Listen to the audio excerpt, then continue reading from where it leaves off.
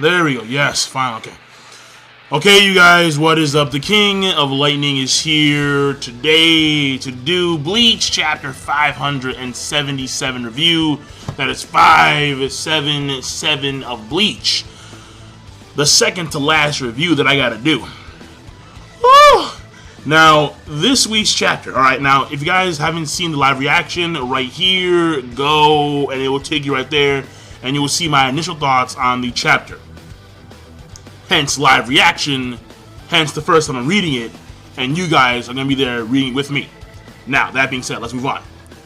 First of all, Kenpachi's Zanpakuto no Zaraki looks freaking beautiful. In the sense that it just looks badass. It fits Kenpachi so well.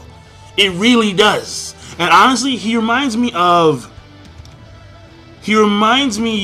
Lu Bu from Dynasty Warriors. If you ever play Dynasty Warriors, he reminds me so much of that. I swear to God, I'm not joking. He's so Lu Bu-esque. And I'm like, yo, that's hot. That's hot, son. That's hot. That's fire. Fire! Now, yeah, there we go. There it is. Now, the thing here is this. When it came to Kenpachi's Zanpakuto, there's two things I want to point out. The first one is that it does remind me, I don't know about you, but it reminds me a lot of Ichigo's Shikai. It does. I'll be very honest about that. But the second thing I want to point out is that for a long time after I read the chapter, I was kind of confused because I realized that this was the true form of his Zanpakuto. However, the previous Zanpakuto that we'd always see with Kenpachi, we know that that is a constant release Shikai. So for a period of time, I actually believed,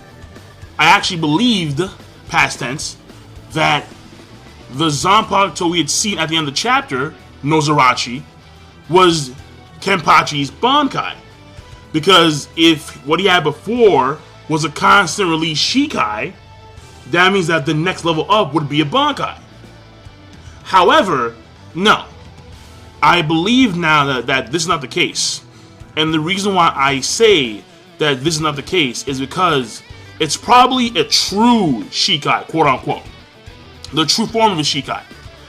And when I take a look at Yumi Chika, where he would actually give his Zanpakuto a nickname, so his Zanpakuto would take a certain shape. And then when he said the true name of the Zanpakuto, it would actually take its true form, a Keto-based Zanpakuto Shikai. It's probably the same thing when it comes to Kenpachi, because Kenpachi had never actually communicated with his Zanpakuto up until lately. So the thing here is that I'm pretty sure, even though he does the chant, like something something something Zanpakuto name, like how Hitsugaya has his Zanpakuto, like Seat Upon the Frozen Heavens, Shorimaru, that one, and how his Zanpakuto goes from like a base form, a base Asauchi form, to a Shikai form. In Kenpachi's case, it's just to unlock the true essence of his Zanpakuto. And this notion coincides, plural, with the previous notion that Kenpachi's former Zanpakuto shape, the one that we'd always seen, is still a constantly Shikai. And unless Kubo changes that, there should be really no reason to doubt this logic. So, I mean, I could be wrong, but for now, I'm going to say that when it comes to this notion of Shikai and Bankai and true Shikai, I'm going to go with the latter, and I'm going to say a true Shikai. Now, again, the look, I think, is very nice. It does match him very well. When it comes to the whole Gremmy stuff, Gremmy, he had already summoned the meteorite, and it was there. Like, it wasn't going anywhere. But before I get more into details, Gremmy said something that really irked the shit out of me. And he said, so, hypothetically, let's just say that you wind up killing me before the meteorite actually touches down, it's still there. It's reality. So it's not going anywhere. So killing me is not going to erase the meteorite. Now, my thing here is that I think Gremmy doesn't understand the full scope of his own powers. The very fact that Gremmy imagined, or the very fact that Gremmy gave Kenpachi a hypothetical scenario, a scenario that shouldn't be the case. But since he's a reality warper, and if he were to imagine said hypothetical scenario, then that scenario would come to reality. It would come to fruition. Therefore, he would die. So I'm sitting here, I'm like, yo, bro. The thing about Gremmy is that I like Gremmy. Gremmy to me is actually very intriguing. He's very fascinating. The way he goes about these types of things, his internal monologues. Because Gremmy for a long period of time has been uncontested. I'm going to say it one more time. Gremmy, for a long period of time, has been uncontested among his Quincy peers.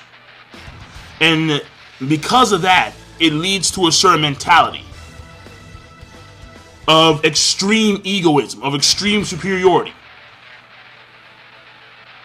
Something above arrogance.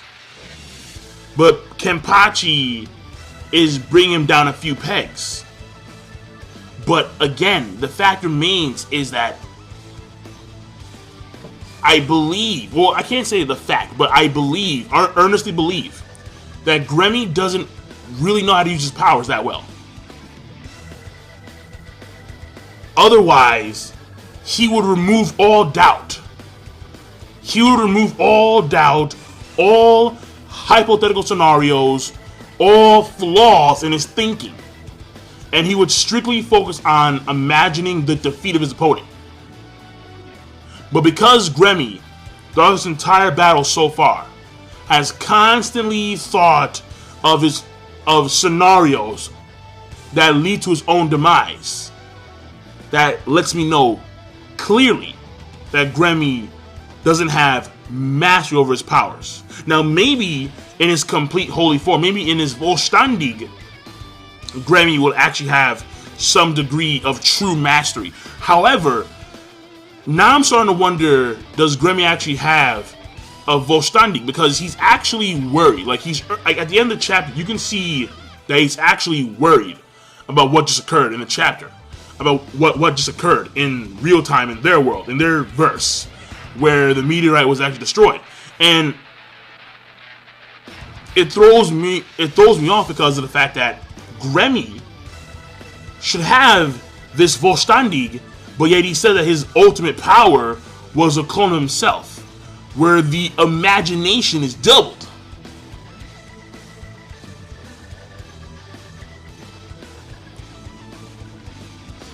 It's very iffy, and I'm not too sure. I don't know, man. I don't know. It's very weird. So maybe Gremmy, because he was so powerful among his Quincy peers, maybe he never really trained to attain a Vollständig to make himself even more powerful. Because in that retrospect, why would you become more powerful when you're already the quote-unquote strongest? And the thing here is that people, they still want to argue that Gremmy isn't the strongest because of this reason and that reason. It doesn't matter. Gremmy, from a power standpoint, has the strongest ability. That's number one. Number two is that the other Star Knights clearly fear him. To the point where you had Askin really pissed about how they didn't kill Gremmy beforehand. Because he's a hazard. He's a menace. Dennis the Menace. And you had someone like Hashvald. You had someone like Hashvald take out a towel like, yo. This dude was sweating. He had night sweats. And his first thing, protect the king. He hauled ass to Yuha. The only dude that was calm, cool, collected, smooth, like a babbling brook on a Sunday morning, you guys know the drill, is Yuha Bach. This dude was staring at the meteorite, straight up heroing, like, yeah. Just straight up heroing.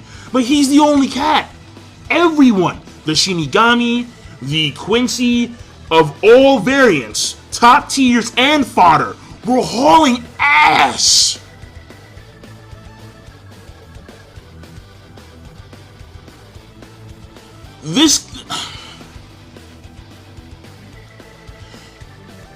Gremmy, to me, I think, is obviously the most powerful Quincy thus far shown.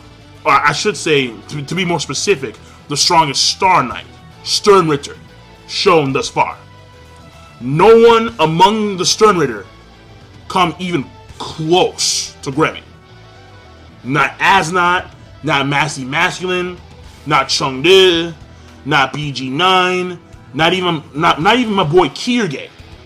None of them come close to Gremmy. So, that's the way I think, because that's what I see. I see this imminent fear in the faces of everyone, including the top tier Star Knights. Hashval, for Christ's sakes, needed a towel. Fuck. To me, it's insane. But either way, the fight, I think people are assuming that it's already over. Fuck no. It's not over. I'd actually assume that he has a... I mean, again, whether or not he has a complete holy form or not, I'm not too sure. But the games are far from over, in my personal opinion. This fight has only been like 5-6 chapters. That's it. No. For Kenpachi, we're going to need a lot more. And even though Gremmy's worried, I think he has an ace up his sleeve. Another one. I don't know. But we'll see. That's my take. And also, I do want to say, on the negative side of the chapter, number one, well, no, I mean, the hypothetical scenario, even though it's very bad in the case of Gremmy, overall, it does give more openings when it comes to his defeat. But on the bad side of the actual chapter itself, number one, Kubo poorly depicted the destruction of the meteorite. It was very poorly done. All you see is Kenpachi diving towards, or jumping towards the meteorite. And I'm not too sure if the meteorite actually phased through the barrier or if it broke the barrier. I'm not too sure. But all you see is Kenpachi yell, drink Nozarashi, and then you see the end result, which is a flash of white, and then the meteorite was already broken apart into pieces. It was a very, very poor depiction of what occurred. And Kubo should have done a much better job of that. He depicted Nozarashi very well. It looks badass. It looks very beastly. But no. When it comes to the actual attack. And I couldn't really tell how big Kenpachi was in comparison to the meteorite. That's why I said before, it looks almost like a very large skyscraper class meteorite. I wouldn't compare it to... And I don't know if it actually has velocity to it. I can't really tell. Because it looked very slow. It looks, even though it had fire, it looked very fucking slow. Like, it's weird. Like, I mean, again, this is from Gremmy's own imagination. So, Gremmy's own imagination should have depicted a meteorite that was actually moving at a faster velocity. Because, again, force is mass times acceleration. And the fact that the acceleration was slow, even though it had a lot of mass, to me, I think is very, it's a key factor in deciphering where Kenpachi lies now, with at least one attack on Nozarashi. Because it was going to probably blow up most of the city of the Serete. So, I mean, it's good. It's very good Bleach standard-wise. It really is good. So, the last thing I want to say here on the negative side is that there was a flashback with the Yachiru. Fuck it. So overall, the chapter I think was a great plus chapter of Bleach. I'm loving Nozarashi the way it looks. Gremmy, I mean, he was there, and just seeing the reactions of everyone.